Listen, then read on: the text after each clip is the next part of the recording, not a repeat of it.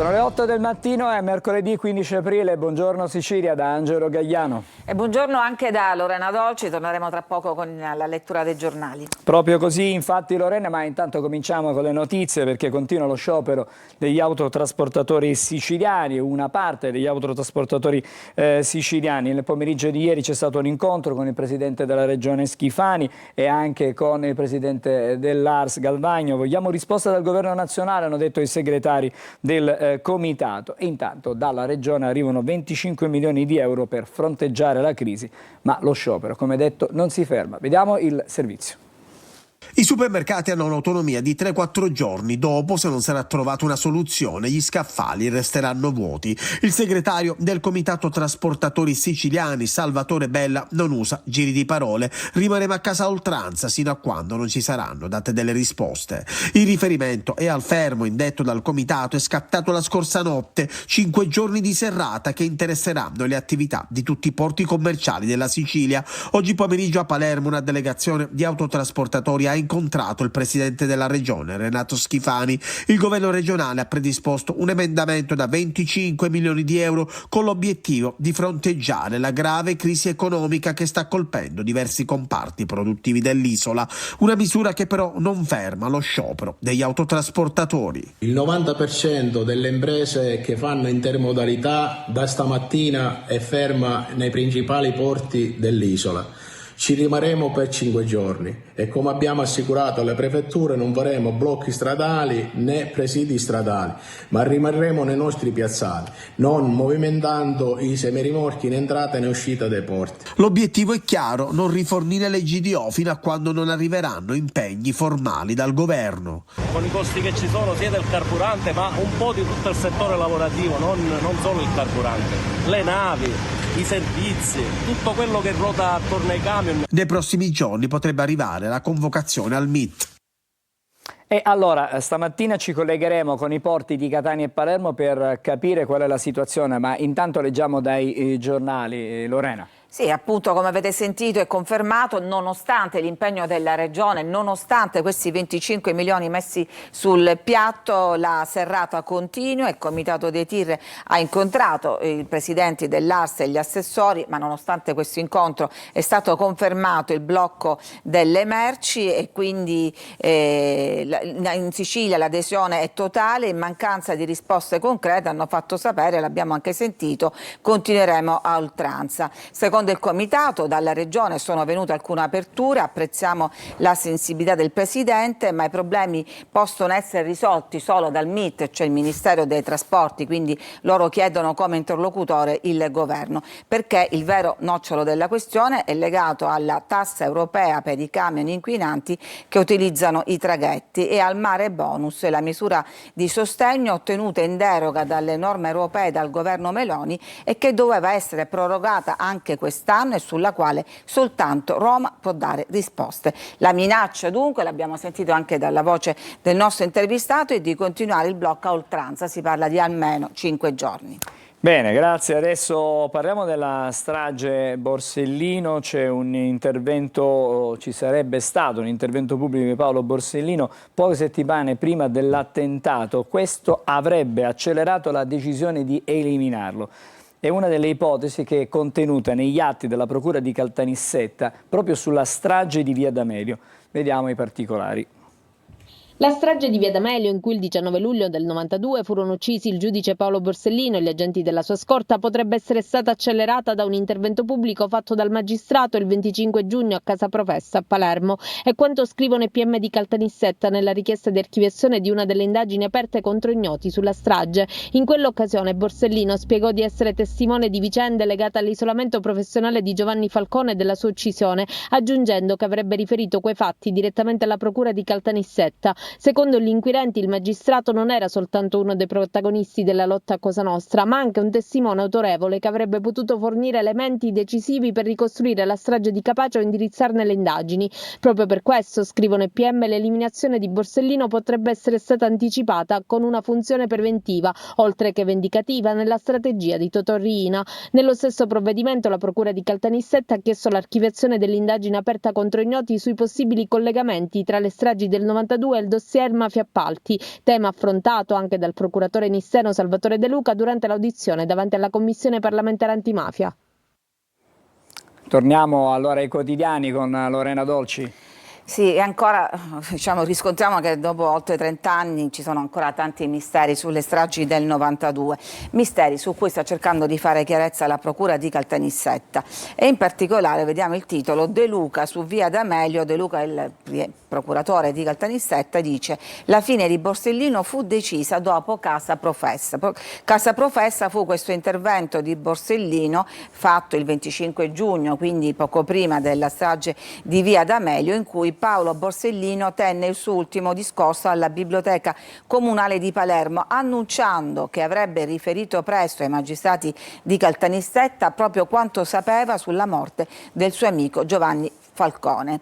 Alle dichiarazioni rese da Borsellino nel corso di questo incontro è logicamente collegata la sottrazione dell'agenda rossa, spiegano i magistrati nelle conclusioni della richiesta di archiviazione di un capitolo del filone mafia e appalti che il pool, coordinato dal procuratore Salvatore De Luca, ritiene una sicura concausa della strage di via D'Amelio e forse in misura leggermente minore di quella di Capaci. Che cosa conclude De Luca? Che l'unica plausibile causa dell'accelerazione della strage di via D'Amelio fu proprio questa dichiarazione che allarmò tutta una serie di soggetti, quali ancora da stabilire.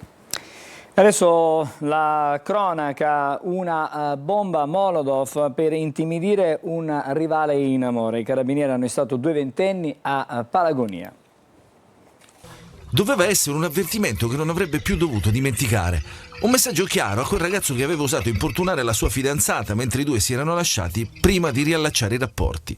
Tutto è accaduto a Palagonia lo scorso 19 marzo, quando 20 minuti prima della mezzanotte gli abitanti di via Pietro Novelli e quelle delle vie limitrofe sono stati risvegliati da una fortissima esplosione. Una bomba Molotov piazzata sulla parabrezza di una Peugeot 206 che ha innescato un violento incendio e un'esplosione che ha avvolto completamente l'auto. A distanza di poco meno di un mese, i carabinieri, coordinati dalla Procura di Caltagirone, hanno fatto luce sull'episodio sul movente e hanno arrestato 2 giovani, Enrico Moroso di 21 anni e Pietro Laguidara di 19 anni.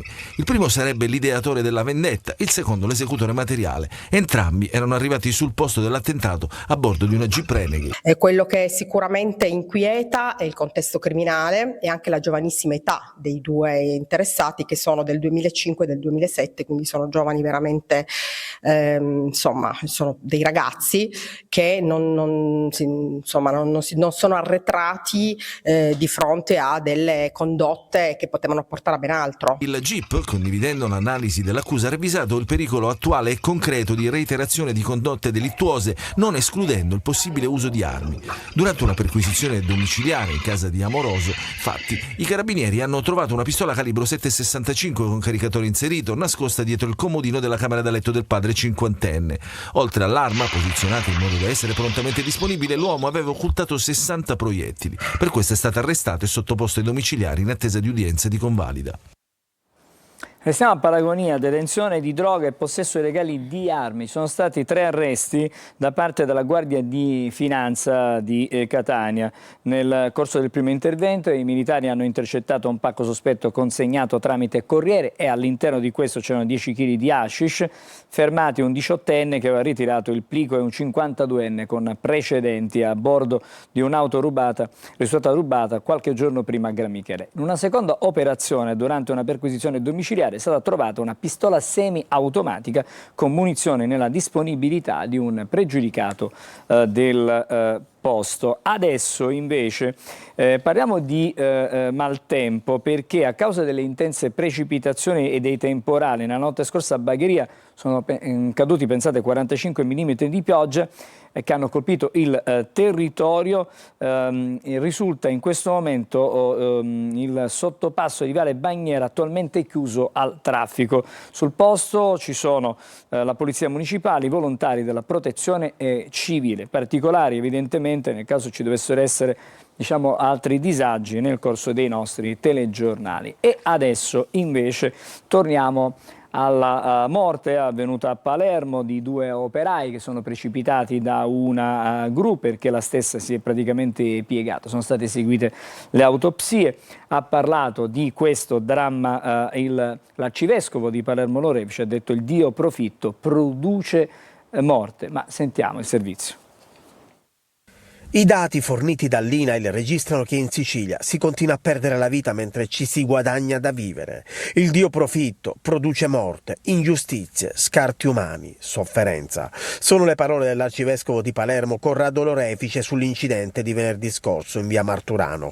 I 2 operai, Najai Jaledin, tunisino di 41 anni, e Dani Luc Tiberi, romeno 51, stando all'esito dell'autopsia, sono morti per il forte impatto dello sbalzo dal cestello per il cedimento del braccio della gru, facendo un volo di circa 30 metri. Secondo la prima ricostruzione della squadra mobile, i 2 stavano lavorando sulla ristrutturazione del balcone all'ultimo piano di questo palazzo. Il cedimento del braccio di questa gru li ha sbalzati dall'altezza di circa 30 metri. La polizia scientifica sta facendo una ricostruzione in 3D dello stato dei luoghi, analizzando la gru, la tettoia del negozio di pneumatici, l'altezza del palazzo e la distanza tra il mezzo e il punto in cui gli operai stavano lavorando. La procura ha aperto un'inchiesta per omicidio colposo, iscrivendo sul registro degli indagati il titolare della ditta e il committente delle opere edili proprietario dell'appartamento dove era in corso l'intervento. Le salme dei 2 operai saranno a breve rimpatriate nei paesi d'origine per lo svolgimento dei funerali.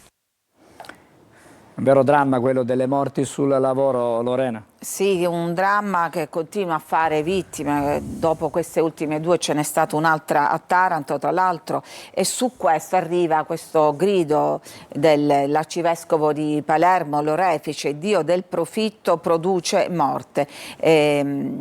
È un grido che scuote le coscienze, scrive La Sicilia. Palermo piange in questi giorni altre 2 vittime del lavoro. Ancora una volta piangiamo lavoratori nel pieno delle forze, mariti, padri, amici, vittime di assenza di adeguati controlli e di un sistema che cerca di lucrare a scapito della sicurezza e della dignità delle persone. Ci urlano che la loro morte è anche la perdita della dignità di ogni lavoratore sfruttato.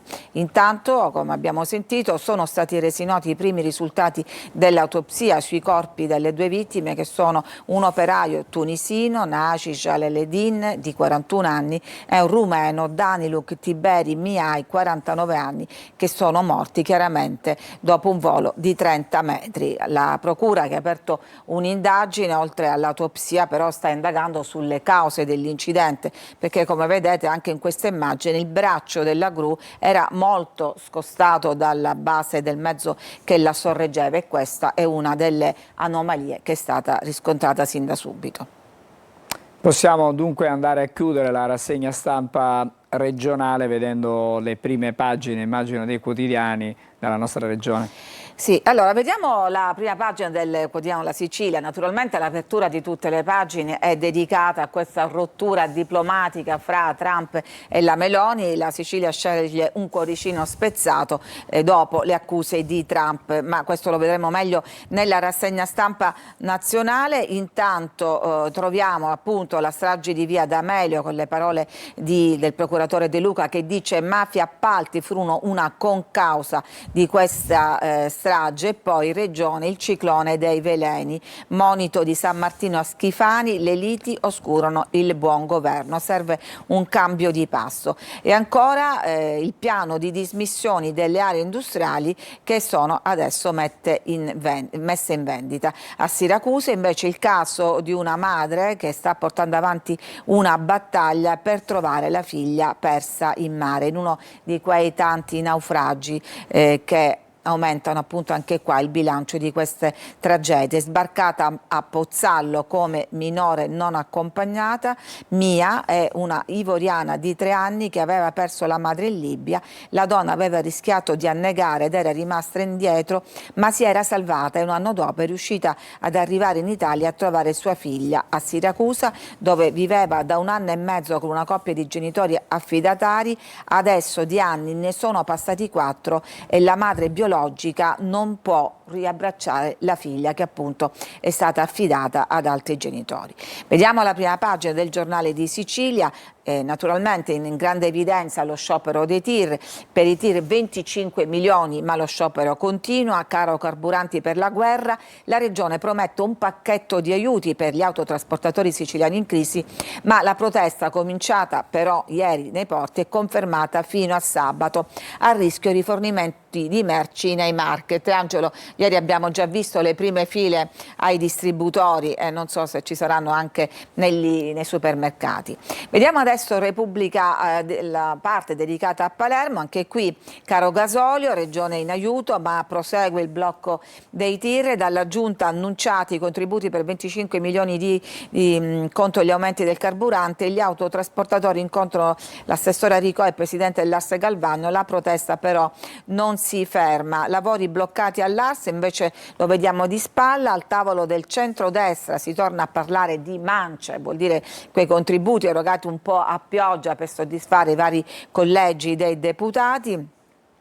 E poi le indagini sulle stragi del 92, il PM De Luca dice Borsellino pagò le sue scoperte su Capaci, e siamo ancora a quelle famose dichiarazioni rilasciate il 25 giugno da Borsellino ufficialmente, che poi forse hanno decretato l'accelerazione della sua fine. Vediamo adesso cosa sta succedendo. Dicevamo ci sono già file nei distributori, i supermercati reggono, ma per i prossimi giorni il rischio scaffali vuoti. Apprensione nelle direzioni commerciali della grande distribuzione. Oggi abbiamo ricevuto il 50% della merce, dicono. Abbiamo le nostre scorte, ma se il blocco prosegue sino al fine settimana, alcuni prodotti potrebbero scarseggiare a partire dai freschi. Lo dice Giuseppe Spadaro, direttore generale del gruppo Radenza, che gestisce ben 270 punti vendita con il marchio Coop. Ieri abbiamo ricevuto il 50% della merce e il blocco del porto di Catania, da cui ci riforniamo, pone qualche problema, spiega. Abbiamo una decina di giorni di autonomia, ma se il blocco dovesse continuare cominceremo ad avere qualche problema. Si seguono con apprensione anche le notizie al mercato ortofrutticolo di Palermo. In queste settimane le tariffe degli autotrasportatori sono aumentate del 10%, dice. Fino a lunedì abbiamo scaricato i rifornimenti regolarmente, avevamo ordinato un po' di merce in più, ma un blocco di 5 giorni farebbe andare in tilt un sistema che nel nostro caso importa il 40% dal centro Italia, per esempio le verdure, e dal nord, come nel caso di mele e pere. Restano sempre i mercatini a chilometro zero della domenica come spiaggia. E poi rivediamo adesso il dolore di Lorefice, l'arcivescovo di Palermo, per le morti sul lavoro, vittime del dio profitto, e ci sono anche dei dettagli sulle indagini da cui emerge che 2 operai lavoravano, pensate, su una gru vecchia di 23 anni su cui non hanno funzionato i sistemi di sicurezza. In pratica questa gru prodotta dalla ditta Bizzocchi, che non esiste più dal 2005, è stata costruita nel 2003. Ha 23 anni di lavoro e gli investigatori stanno acquisendo tutta la documentazione sulla manutenzione, che deve essere annuale sia per il mezzo che per il braccio. Fu noleggiata dalla Ediltech, la ditta che impiegava i 2 operai e che adesso è accusata di omicidio colposo. E non è escluso che nei prossimi giorni anche il legale rappresentante del noleggiatore venga iscritto nel registro degli indagati. Certo, pensare che una gru abbia 23 anni, immaginate una macchina, si può immaginare a quale logorio e l'usura va incontro. E poi questa storia, la storia di un migrante finito in carcere con l'accusa di essere uno scafista, ha scritto un libro sulla sua storia, adesso sposa l'ex dirigente della ONG, l'organizzazione non governativa che l'ha seguito in questi anni di carcere. Si chiama Alaa Faraj, Alessandra Sciurba, si sono conosciute a Lucerdone 3 anni fa, diranno sì davanti al vescovo e all'imam. Lui era un ex calciatore libico che si è sempre dichiarato innocente e che di recente ha ottenuto anche la grazia dal presidente Mattarella, aveva 20 anni quando è arrivato. E poi per la politica, paralisi, arsa e rimpasto, ancora liti, il centrodestra riscopre appunto le cosiddette mance o mancette, Schifani vede i capigruppo, ci sono malumori di Lega e DC, Lombardo dice serve un risanamento radicale. E poi le rivelazioni annunciate di Maglio Messina, ex Fratelli d'Italia, che dice, prima aveva annunciato proprio in questi giorni che avrebbe spiegato il perché della sua fuoriuscita dal partito, adesso ha rinviato, pare che ci siano pressioni dai vertici appunto di Fratelli d'Italia per bloccarlo. Sicuramente voleva togliersi qualche sassolino. E poi appunto ne abbiamo parlato, Molotov contro l'auto del rivale in amore, arrestati 2 ventenni, un raid incendiario lo scorso 19 marzo per punire il ragazzo che aveva frequentato l'ex di uno degli indagati, ex che fra l'altro nel frattempo era tornata appunto proprio con lui. Una buona notizia, furti in casa in forte calo in Sicilia, questo riguarda il resto dell'isola, ma Catania mantiene la maglia nera. Sono stati 577 furti nelle case di Catania, parliamo come città metropolitana, solo nel primo semestre del 2025, numeri che ci mettono appunto in questo triste podio dei furti, davanti a Palermo, che pure ha una popolazione maggiore ma registra meno furti. E poi c'è questa notizia di questo grosso quantitativo di droga ritrovato a Catania, ben 11 kg che erano custoditi in uno stabile disabitato nel quartiere San Cristoforo, e a gestire questo traffico erano zio e nipote.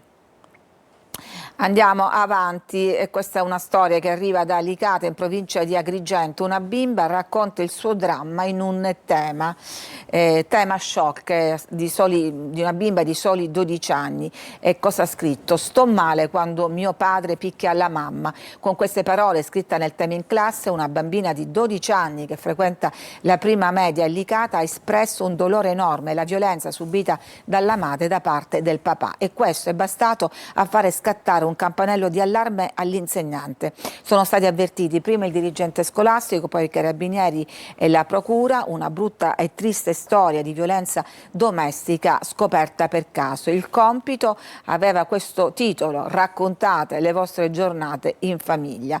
La donna, cioè la mamma, una trentenne anche lei licatese, convocata e ascoltata dai militari, ha ammesso le violenze ed è stato attivato il codice rosso. Sin da subito il marito Manesco è stato sottoposto ai provvedimenti dell'allontanamento dalla casa familiare e del divieto di avvicinamento ai luoghi abitualmente frequentati dalla persona offesa e dalla bambina. Quindi pensate, tutto questo è nato proprio soltanto dal tema, da questo racconto di quelle che dovevano essere giornate tranquille e normali di una bambina e che hanno rivelato invece la violenza.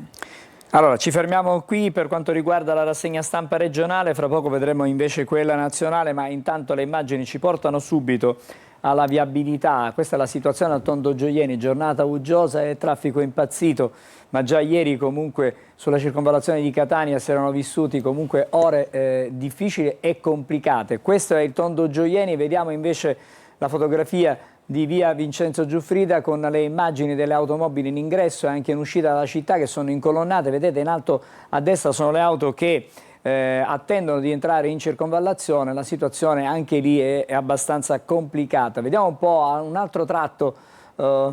Andiamo avanti con forse l'Etna. No, l'Etna non la vediamo perché chiaramente non si vede proprio niente. Non possiamo vedere l'Etna se non diciamo gli alberi che sono davanti alla nostra telecamera. Vediamo un po' da Taormina, ma la situazione stamattina è complicata e complessa un po' da tutte le parti. Cielo davvero plumbeo, cielo nero, scuro, è prevista e attesa una giornata davvero complicata sul fronte meteo. Allora, ci dobbiamo fermare qualche momento, poi torniamo, staremo insieme per leggere insieme i quotidiani, quelli nazionali, lo faremo con Lorena Dolci.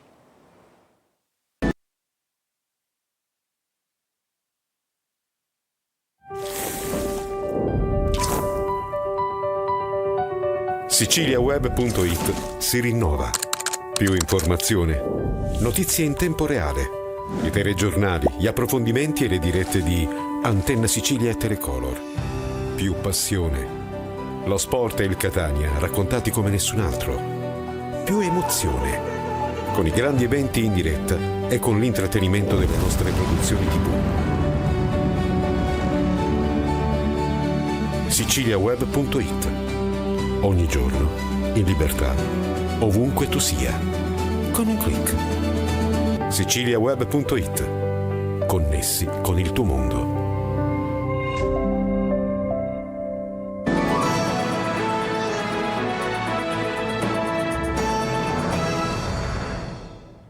Eccoci di nuovo insieme a Buongiorno Sicilia, torniamo alla lettura dei quotidiani, stavolta quelli nazionali. Lorena.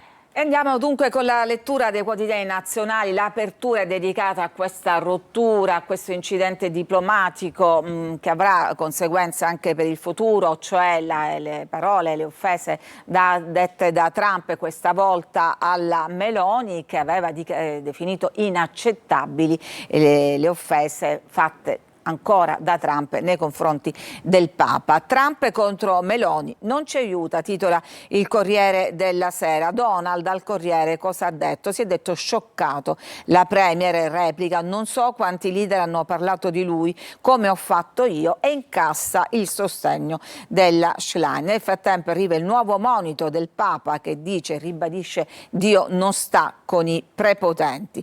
Stessa apertura naturalmente per Repubblica. Trump scarica Meloni, il presidente, sulla Premier che lo ha sconfessato per l'attacco al Papa. Sono scioccato e senza coraggio.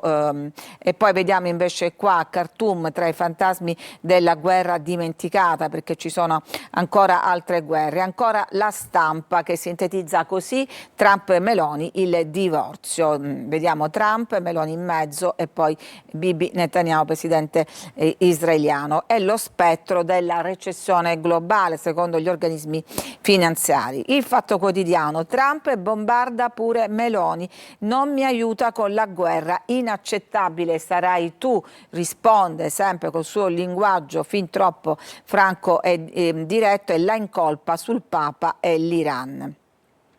E poi dicevamo le conseguenze evidenziate dal Sole 24 Ore, quotidiano economico e finanziario, che dice c'è un allarme recessione mondiale. Ma andiamo a leggere in particolare questa intervista sul Corriere della Sera. Perché? Perché è stata proprio una giornalista del Corriere, Viviana Mazza, che fra l'altro è di origine catanese, a telefonare a Trump e a fargli queste domande. E cosa dice Viviana Mazza? È la terza volta che il presidente degli Stati Uniti parla al telefono con il Corriere della Sera. La prima volta il 7 marzo, quando gli chiedemmo della decisione di Giorgia Meloni di inviare supporto navale a Cipro per via degli attacchi dell'Iran. Ci aveva detto di considerare la Presidente del Consiglio italiana una grande leader, una mia amica.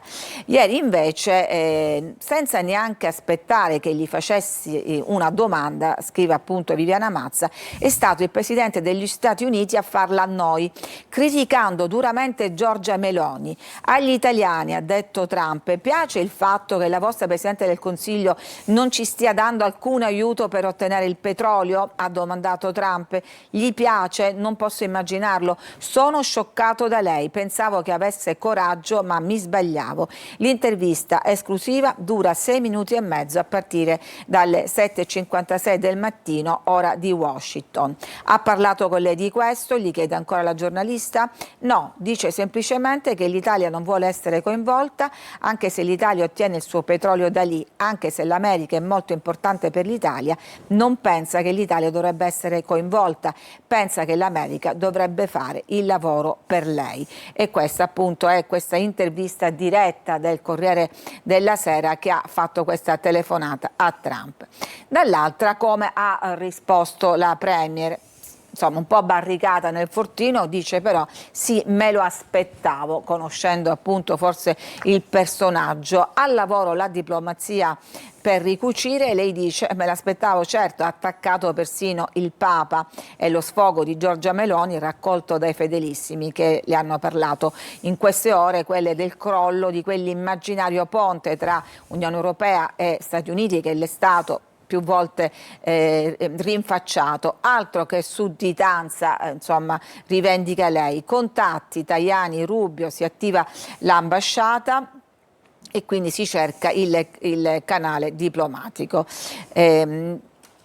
Ma facciamo una piccola carrellata degli insulti mandati da Trump e anche di come lui si raffigura dalla guerra agli insulti, perché intanto ha toccato il Papa, che è la figura di riferimento per tutti i cattolici, che non sono solo in Italia, ci sono anche in America, quindi per lui cala il consenso cattolico per Trump. Il vescovo Maga gli chiede di scusarsi, lui non l'ha fatto e ora rischia nelle prossime elezioni di midterm, vengono spesso citate, sono le elezioni di metà mandato che si terranno a novembre, in cui si rinnova il congresso, e se lui dovesse avere un calo, naturalmente il congresso avrà molto più potere nel bloccare le sue iniziative.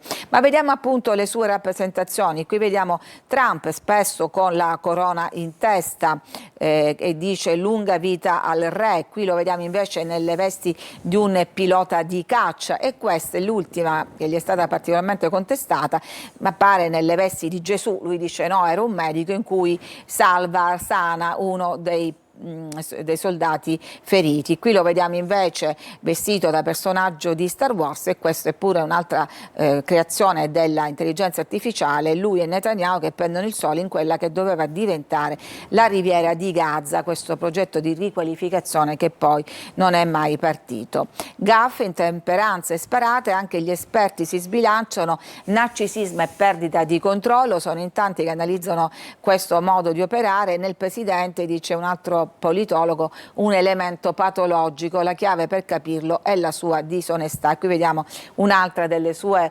vignette pubblicate, una cartolina di Donald Trump, e qui quando mette la bandiera americana sulla Groenlandia, territorio che ha rivendicato per qualche mese. Nel frattempo c'è un altro strappo del governo italiano. L'Italia strappa con Israele perché dice stop al rinnovo automatico dell'accordo sulla cooperazione militare. L'annuncio di Meloni che dice decisione presa per la situazione che stiamo vivendo. Gelo per i raid sui civili e le intimidazioni all'UNIFIL, il contingente appunto dei caschi blu. Il governo ebraico minimizza questo congelamento dei rapporti. Nel frattempo, dicevamo, incassa la Premier Meloni, incassa la solidarietà delle opposizioni, ma in particolare della segretaria Dem Schlein, che dice nessun leader straniero insulti governo e paese. Piena difesa di Meloni nel discorso della segretaria PD alla Camera, mentre il capo dei 5 Stelle Conte dice i nodi sono al pettine. Renzi un po' come dire invece infierisce, scaricata dal suo guru, dice.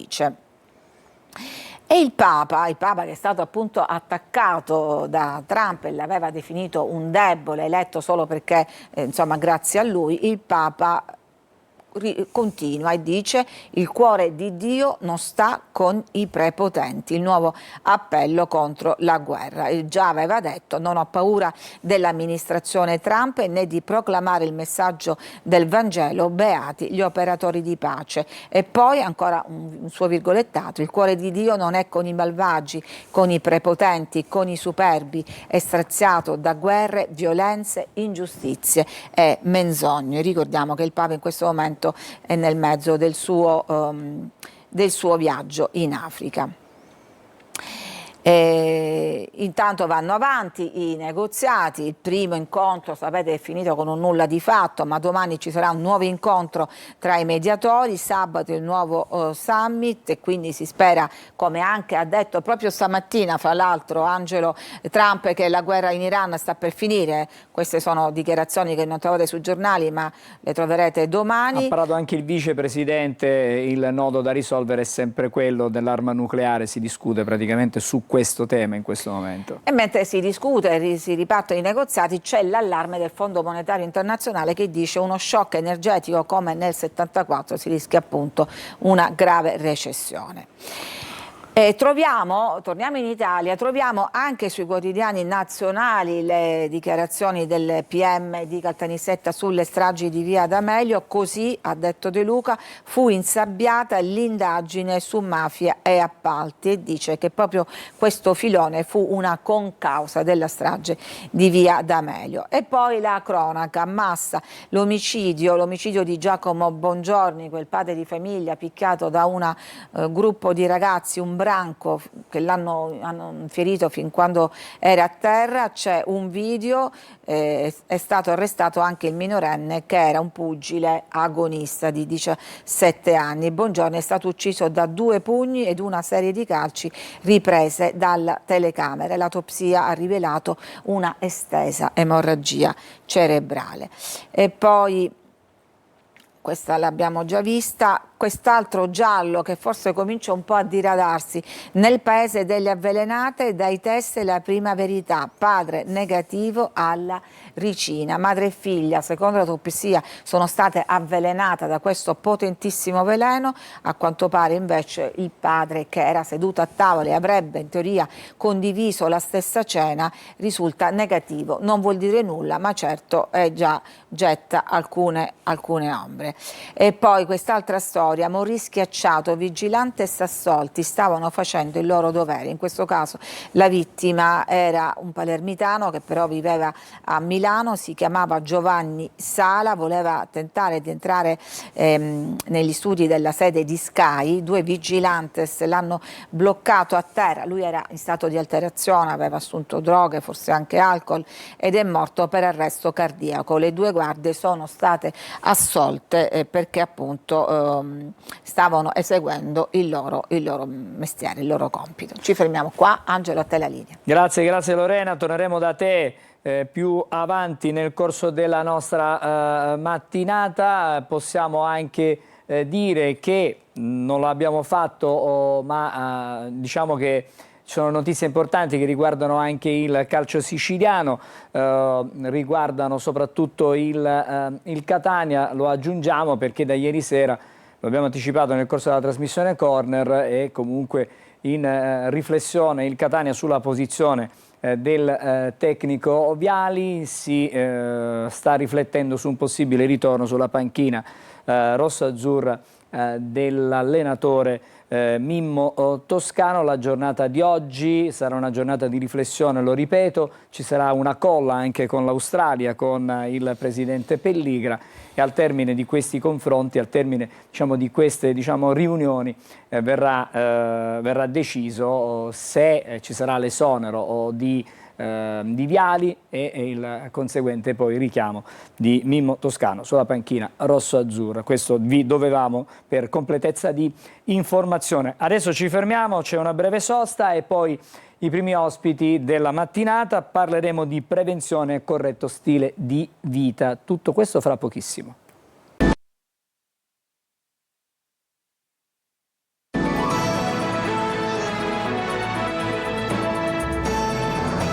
Allora, torniamo a Buongiorno Sicilia e lo facciamo per parlare di come ci si può mettere in forma, come si può prevenire e in qualche modo come seguire un corretto stile di vita. Lo facciamo con il dottore Alfio Reitano, buongiorno. Buongiorno. Che è un dirigente responsabile quando riguarda l'educazione e la promozione della salute dell'ASP di Catania. Dottore, allora, ieri c'è stata una manifestazione, un'iniziativa che avete fatto alla Villa Bellini di Catania, ce ne siamo occupati anche nei nostri telegiornali.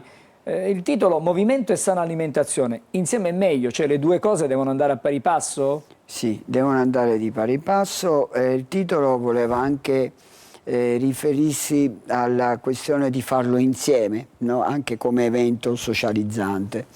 La giornata di ieri era una giornata intermedia, non conclusiva, di un progetto che dura tutto l'anno e che si realizza in 30 comuni attualmente. Che Muoviti ancora, se non sbaglio. Che Muoviti ancora, sì.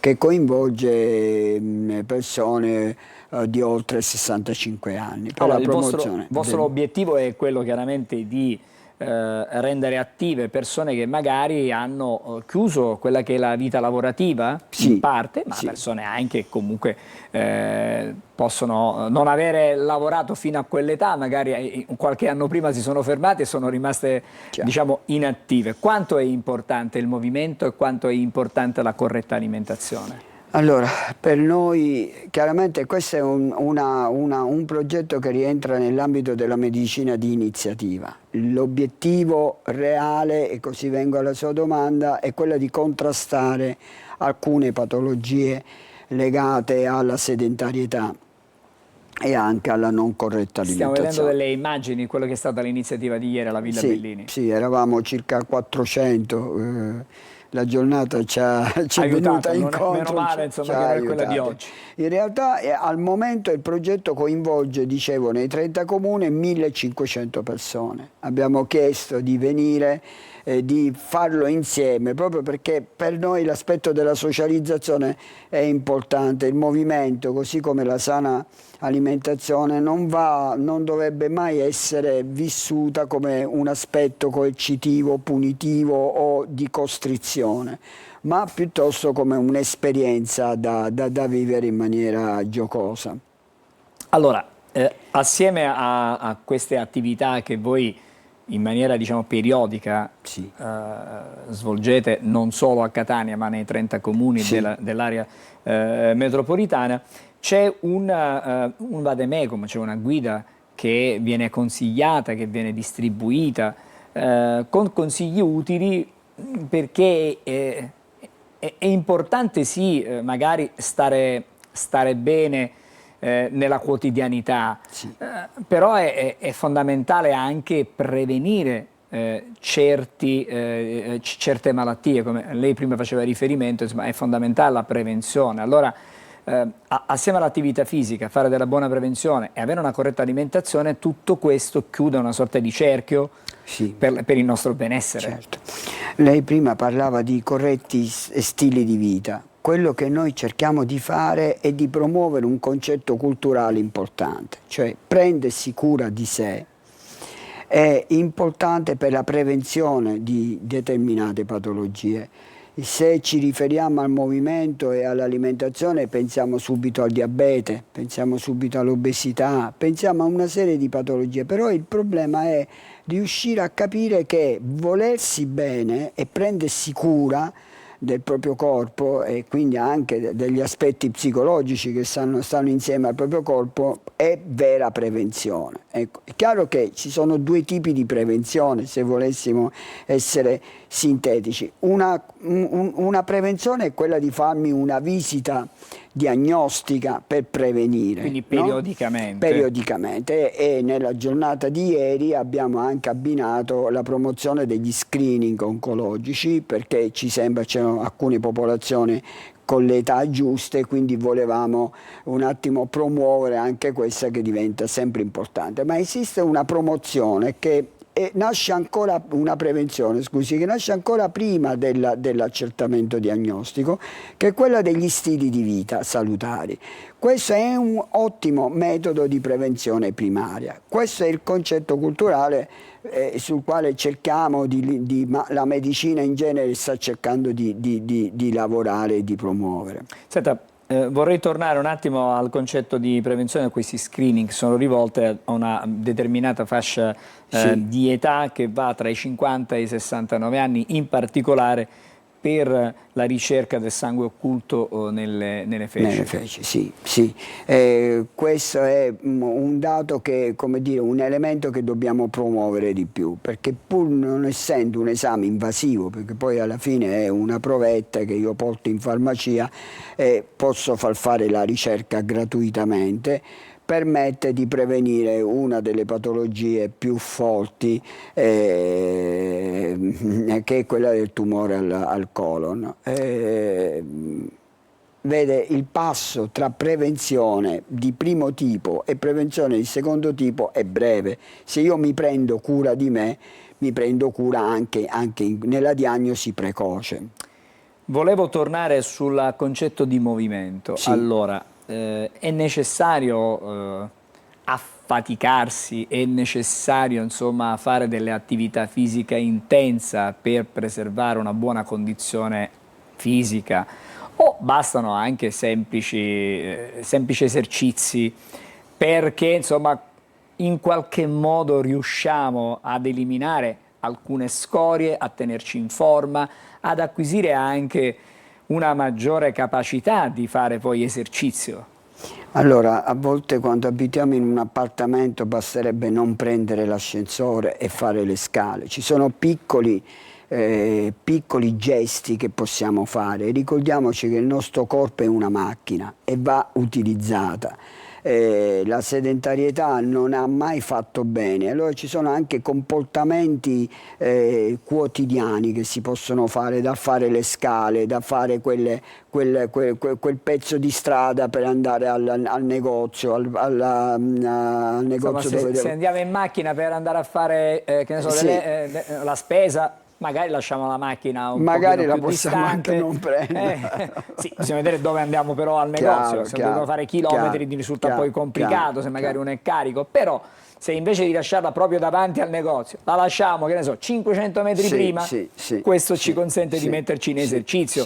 Ma la regola dei 10.000 passi al giorno è una regola che qualcuno dice che può essere buona, qualcun altro dice che adesso non funziona più. Allora, è chiaro che è una regola generica, poi tutto dipende anche dal metabolismo che ognuno di noi ha, quindi 10.000 passi o 1 chilometro o 5, sono tutti modi per poter semplificare i concetti di promozione del movimento, cioè è semplicemente questo, dobbiamo prendere, così come nell'ambito dell'alimentazione dire un cibo è assolutamente buono o un cibo è assolutamente cattivo sono regole generali, l'equilibrio è quello che è importante. La dieta mediterranea, la nostra dieta mediterranea, che un po' tutti ormai hanno dimenticato, resta il punto di riferimento. Resta il punto di riferimento, questo sì. E per chiudere, allora possiamo dire che l'attività motoria, l'alimentazione e i controlli periodici sono praticamente 3 step, 3 momenti di un unico però percorso. Sì, di un unico percorso. E, se mi permette, volevo aggiungere un elemento relativamente agli screening. Noi diciamo sempre c'è un pensiero magico che a volte ci ferma, ed è quello di dire a me non capita. Capita solo agli altri, non capita a me. Ecco, prevenire significa anche combattere questo pensiero magico, perché di fatto è un pensiero che non è costruttivo, cioè non è una questione probabilistica. Io non mi posso sentire immune da niente. L'unico modo per sentirmi immune è controllarmi senza sviluppare paure immotivate, però il controllo è l'unica arma che abbiamo. A volte il pensiero magico di dire ma no dai, a me non succede, ci porta a evitare un giusto atteggiamento nei confronti della prevenzione. Molto spesso magari si sottovalutano anche piccoli allarmi, piccoli sintomi. Allora non dico che deve scattare un allarme, però quello ci deve portare. Allora, la sottovalutazione a volte è un meccanismo di reazione all'ansia, cioè non voglio scoprire elementi negativi, e quindi questo è già un comportamento di evitamento, noi lo chiamiamo, ok? Dovremmo evitare, ecco, nel caso dei segnali dovremmo evitare comportamenti di evitamento. Allora bisogna subito attivarsi. Bisogna subito attivarsi, sì. Grazie allora al dottore Alfio Reitano, che è dirigente responsabile per quanto riguarda l'educazione e anche la promozione della salute dell'ASP di Catania. Abbiamo parlato di questa iniziativa complessiva che si chiama Muoviti Ancora, ma che ieri ha avuto una giornata di riferimento alla Villa Bellini di Catania. Movimento e sana alimentazione, insieme è meglio. Non solo fatte insieme sia il movimento che la sana alimentazione, ma farlo in compagnia per socializzare. È ancora meglio. È ancora meglio. Grazie davvero al dottore Alfio Reitano. Ci dobbiamo fermare, fra poco andremo a Ragusa per parlare con la nostra Veronica Barbarino. Restate con Buongiorno Sicilia. Ben ritrovati da Daniele Berlusconi di Trebi Meteo. Mercoledì il vortice di bassa pressione si sposta verso sud-est, ancora influenza l'Italia, soprattutto il versante adriatico e il sud, mentre migliora sulle regioni settentrionali. Per quanto riguarda la Sicilia avremo ancora una spiccata instabilità con annuvolamenti diffusi, piogge e rovesci che impegneranno soprattutto tra mattina e pomeriggio gran parte dell'isola, poi tenderanno ad attenuarsi ed esaurirsi in serata. Venti ancora abbastanza sostenuti da est e sud-est, temperature in lieve diminuzione, non si andrà oltre i 20 gradi durante il giorno. A seguire giovedì avremo ancora un po' di instabilità sulla Sicilia con qualche nuovo qualzone temporale, in particolare sul versante ionico. Non mancheranno comunque delle schiarite nel corso del giorno. Le temperature saranno stazionarie o nel lieve rialzo nei valori diurni che saranno intorno ai 20-22 gradi su gran parte delle nostre città. Con questo è tutto, per maggiori dettagli c'è l'app di Trebi Meteo. Visto le previsioni meteo, adesso come annunciato è il momento di andare andiamo a Modica dalla nostra Veronica Barbarino. Allora, buongiorno a te Veronica. Buongiorno. Grazie. Buongiorno a tutti. Grazie per essere con noi, ringraziamo anche il dottore Giorgio Moncade che è presidente della Confcommercio di Modica. Allora, ci sono le proposte della Confcommercio, buongiorno, per valorizzare il centro storico, un centro storico che vive un momento di grande difficoltà, non solo da un punto di vista commerciale, attenzione, mi pare di poter dire anche da un punto di vista dello spopolamento, perché si sta desertificando il centro storico di Modica.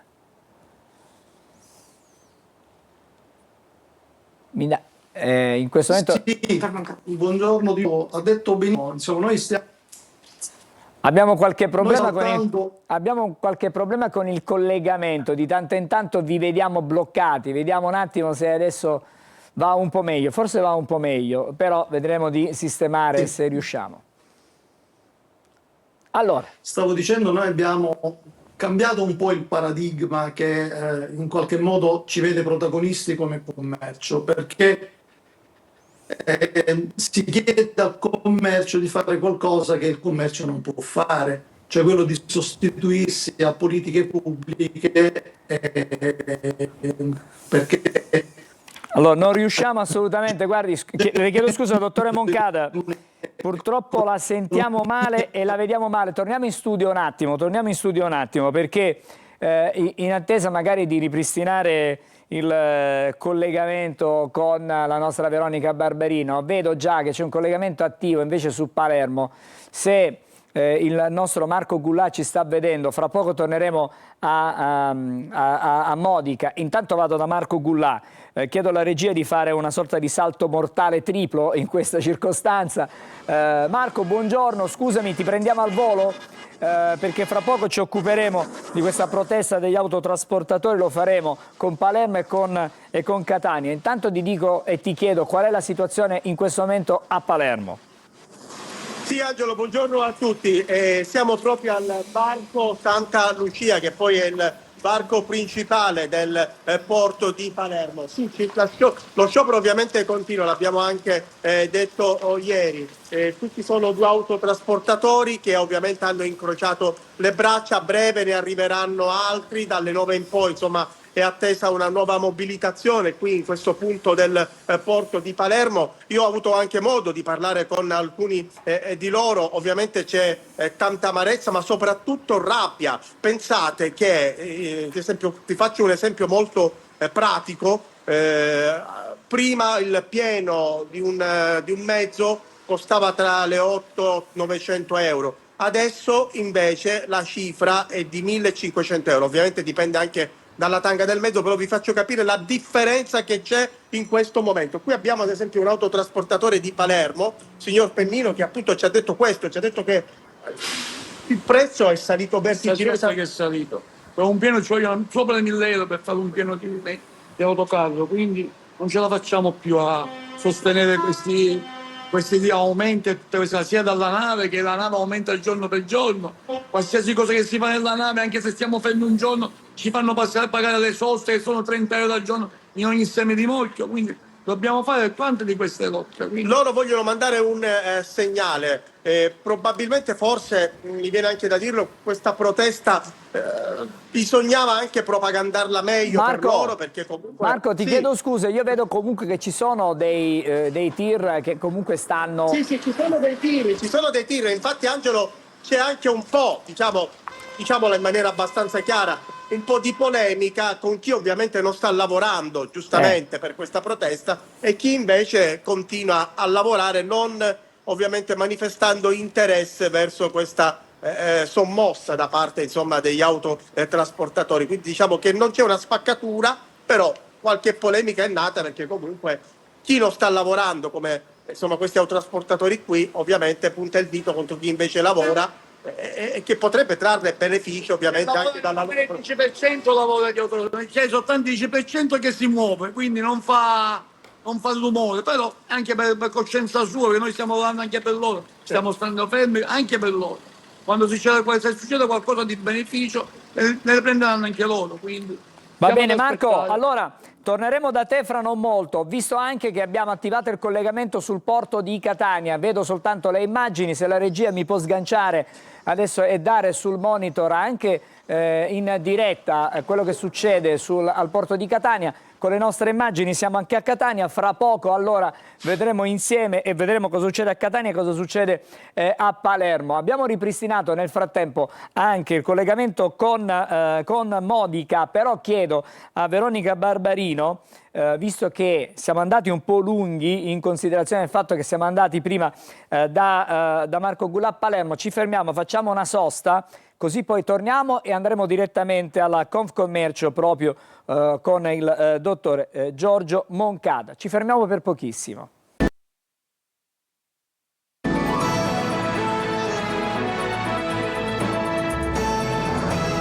Allora, eccoci di nuovo insieme a Buongiorno Sicilia, torniamo a Modica da Veronica, il suo ospite, il dottore Giorgio Moncada, che è presidente di Confcommercio proprio di Modica. Stavamo dicendo dello spopolamento e non solo di Modica, vi chiedo di essere un po' più, diciamo, sintetici, considerato che abbiamo ancora da fare 2 collegamenti con Catania e con Palermo.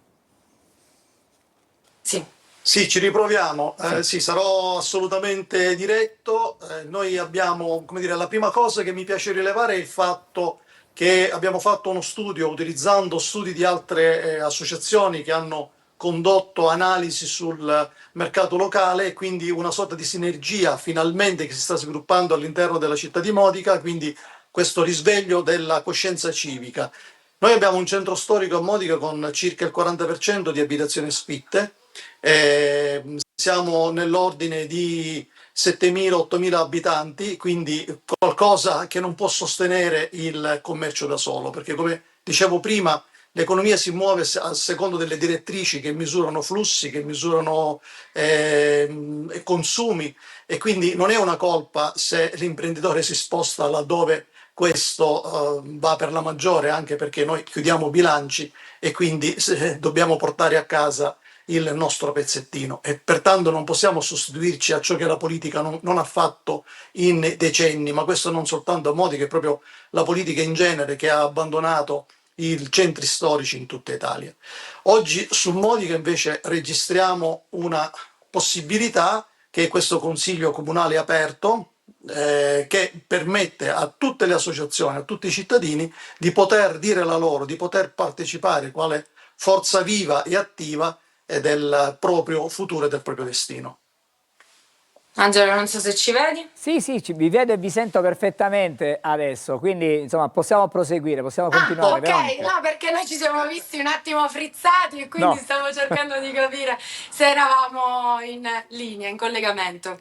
E oggi pomeriggio si terrà un consiglio comunale aperto a Modica dove si parleranno appunto delle problematiche, si metteranno sul tavolo quello che sono le strategie da portare avanti e Confcommercio Confcommercio, appunto, facendo dopo uno studio, ha tirato fuori delle proposte reali, quindi non soltanto diciamo degli interventi isolati, ma interventi che riguardano il breve, medio e lungo termine. Così velocemente quali sono i punti che verranno toccati? Sì, allora in premessa abbiamo abbandonato l'idea della lamentazione, che è uno sport nazionale, per essere concreti, così come siamo concreti i commercianti e l'impresa in genere. 27 pagine protocollate e messe a disposizione di tutta la civica assise, intendendo non soltanto la politica, ma anche alla riflessione comune con tutte le altre associazioni e con tutti i cittadini, come dicevo prima. Distinguendo tra interventi del brevissimo periodo, per esempio spostare gli uffici comunali da zone periferiche al centro, mettere a regime alcuni spazi che sono del comune, darle per esempio ad associazioni, perché noi dobbiamo portare gente all'interno della città, perché un caffè consumato in più è economia che si sviluppa all'interno della città. Abbiamo proposto di rivedere gli stalli, le zone blu. Le città stanno diventando una sorta di macchina per fare soldi per le amministrazioni. Queste cose vanno bene laddove esiste un'esigenza di avere rotazione di parcheggi, ma nella misura in cui viviamo centri storici spopolati, e ripeto, come linea di principio, non possiamo vessarli ancora una volta chiedendo oboli anche per parcheggiare. Queste sono alcune delle iniziative che abbiamo proposte nel medio periodo, nel breve periodo. Abbiamo delle proposte un po' più strutturate nel breve periodo, e quindi utilizzare i fondi del PNRR residuali, i fondi FUA e i fondi SIC, perché esistono delle norme europee e nazionali che danno delle agevolazioni per i centri storici.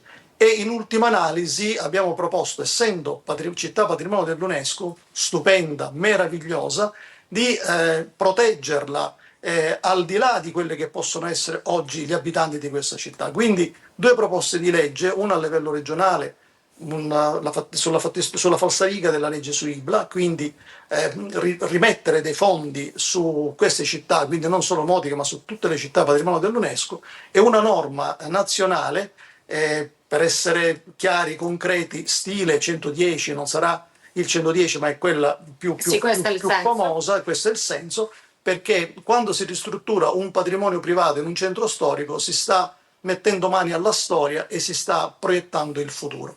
Quindi se vogliamo realmente agire, proteggere il centro storico, non è una cosa che può toccare soltanto noi come commercianti, ma noi siamo artefici di un sistema in cui vogliamo essere protagonisti. Veronica, un minuto Quindi ancora. possiamo dire che gli assi... Un minuto ancora e Sì. poi dobbiamo chiudere. Sì.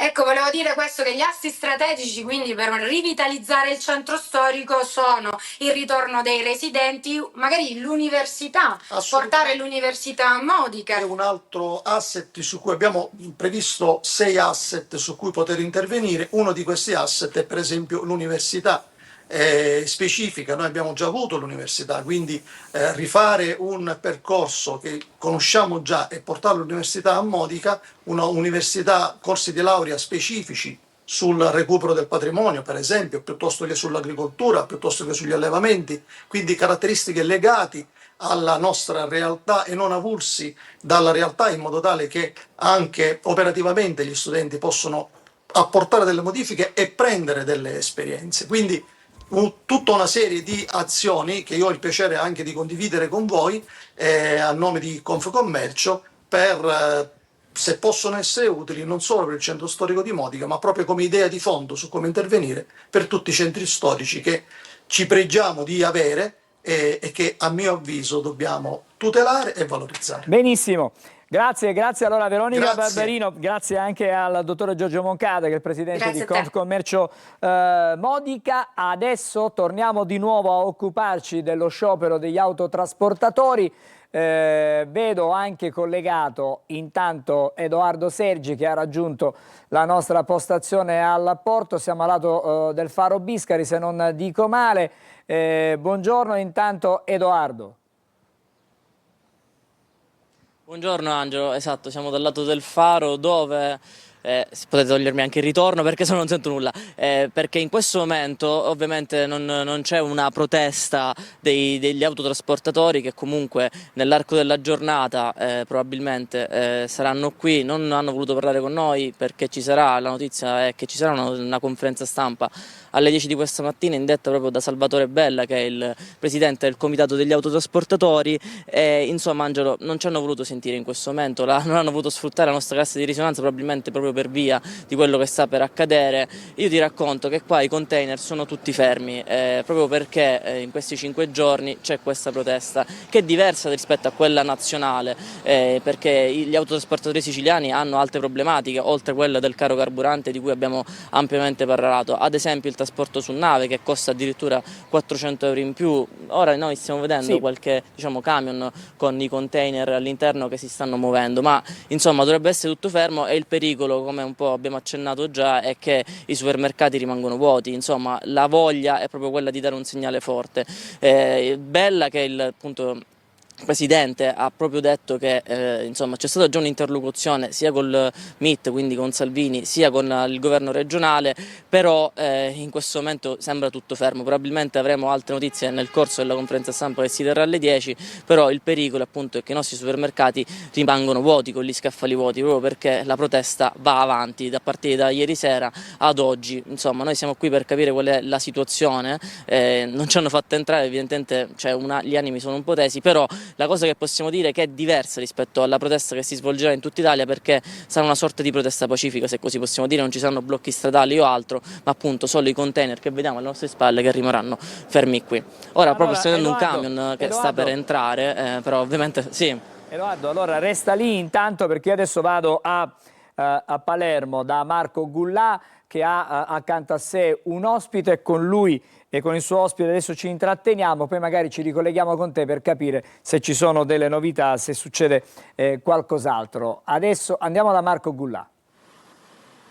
Sì, Angelo, qui al porto di Palermo la situazione è sicuramente un po' più movimentata, ci sono ovviamente già tanti autotrasportatori che, come appunto vedete, hanno appunto incrociato le braccia. Io sono in compagnia del signor Carmelo Arcoleo, che è anche un po' il referente degli autotrasportatori qui a Palermo. Una protesta che continua, che va avanti, nonostante insomma ieri l'incontro comunque con la regione, con il presidente dell'Arsi Gaetano Galvagno vi abbia dato insomma magari un po' di fiducia. Molta disponibilità, stanno stanziando un capitolo di spese di 25 milioni di euro per il caro carburante, sia per l'agricoltura che anche per la pesca, oltre che per i trasportatori.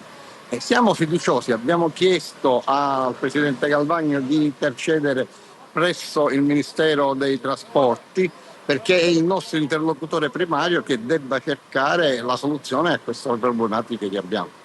Voi quindi volete incontrare anche il ministro Salvini proprio per cercare anche di chiarire la vostra posizione? Lo abbiamo detto nel primo collegamento, signor Arcoleo, se ad esempio un pieno di un mezzo costava 800-900 euro per fare una tratta, adesso siamo 1.400-1.300 euro, ma parliamo di pieni medi, perché ci sono automezzi che hanno 1.200 euro di gasolio e quindi andiamo oltre i 2.000 euro. Questa protesta andrà avanti fino a quando? Fino a sabato a mezzanotte è autorizzata, per il resto vedremo poi l'evolversi della situazione. Voi volete lanciare un segnale anche ai cittadini, quindi un po' il messaggio che anche il portavoce, il signor Bella, ha lanciato ieri, quello dice scaffali vuoti nei supermercati, ma non è insomma un disagio, sarà un disagio per i cittadini, però bravissimo. Le nostre argomentazioni sono più che valide, perché ne va della nostra sopravvivenza. Perfetto, il signor Arcoleo, guardate anche qui già come tanti altri autotrasportatori alle mie spalle, Angelo, li vedete, si sono appunto fermati, ci sono dei camion anche fermi in questo momento che appunto stanno aderendo a questa protesta. Ci sono ovviamente alcuni autotrasportatori che magari in questo momento hanno anche un po' bypassato, comunque non è una percentuale assolutamente alta, qui a Palermo in questo momento c'è un'alta adesione da parte ovviamente degli autotrasportatori, ce l'ha confermato anche il signor Arcoleo poc'anzi, e andrà avanti fino a quando insomma non ci saranno dei segnali concreti da parte del governo. Sì, Angelo. Ti chiedo scusa, possiamo avere indicativamente quanti sono diciamo, gli autotrasportatori che in questo momento, non dico con la precisione, quanti sono gli autotrasportatori fermi a Palermo? Un numero possiamo darlo? Anche il 90% come percentuale andiamo nell'ordine del 90% delle flotte degli autotrasportatori. Un 90%? 90%. Sì, su un totale grosso modo di quanti mezzi complessivamente che diciamo, lavorano e agiscono su Palermo. Abbiamo un'idea, che ne so, ci sono 1000 mezzi e il 90% è fermo? Ho fatto un esempio, Sì, in quest'ordine, andiamo in quest'ordine. Bene, d'accordo, allora grazie per questi... Guardate, vi faccio un'ultima panoramica, vi faccio vedere appunto un po' come i mezzi si sono fermati. Qua ci sono addirittura già 3 camion, quindi 3 mezzi, 3 tir fermi, non hanno il rimorchio, segnale che quindi appunto non stanno lavorando. Ci dicono che nelle prossime ore anche altri autotrasportatori si uniranno a questa manifestazione, tra virgolette, che c'è qui proprio in uno dei varchi principali del porto di Palermo e che quindi andrà avanti anche nei prossimi giorni. A voi. Grazie Marco, e speriamo che comunque nel corso della giornata il numero dei tir chiaramente aumenterà, non crei problemi e disagio anche alla circolazione, perché abbiamo detto che non ci saranno dei blocchi stradali, non sono previsti dei blocchi stradali. Prima di chiudere questo capitolo vorrei ritornare di nuovo da Edoardo Sergi. Siamo a Catania stavolta, situazione qui apparentemente più tranquilla, mentre comunque vediamo comunque altri mezzi alle tue spalle che in ogni caso stanno viaggiando, stanno uscendo dal porto. Poi magari cercheremo di capire, lo faremo nel corso dei telegiornali di oggi, sia su Antenna Sicilia che su Telecolor, per capire effettivamente se c'è un blocco totale oppure effettivamente a Catania non siamo nella percentuale del 90%. E magari alle 10 ci sarà la conferenza stampa, capiremo anche di più.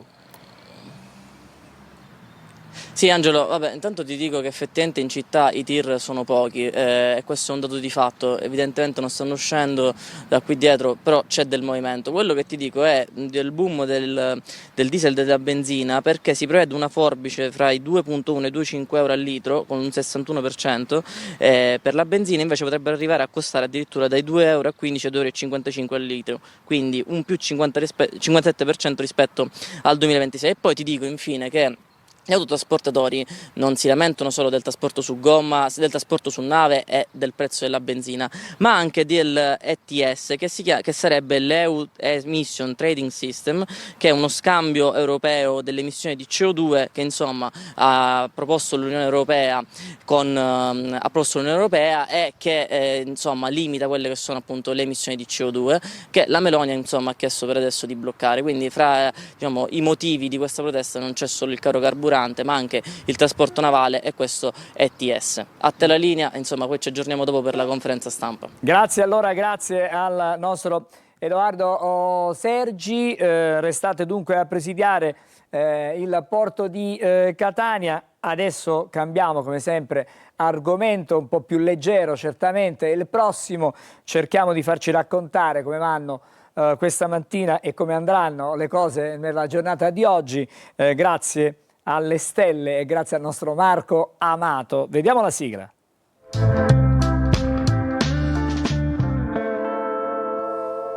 Allora, mattinata turbolenta sul fronte del traffico degli autotrasportatori che sono in protesta. Adesso Marco, buongiorno e vediamo cosa ci dicono le stelle stamattina.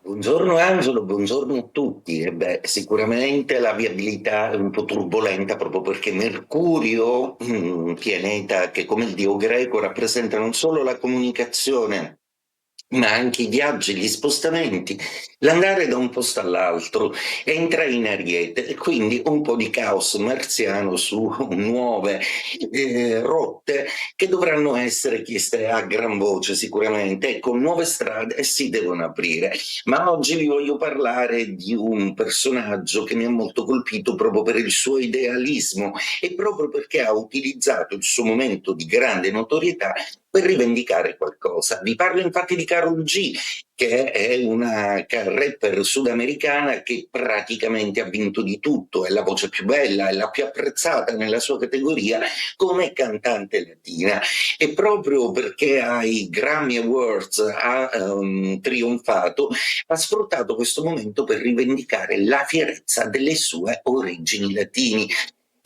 e diventando quindi un'icona, un po' portavoce di una serie di faccende che riguardano il sociale, appunto. E beh, che segno poteva fare una cosa del genere se non proprio un acquario?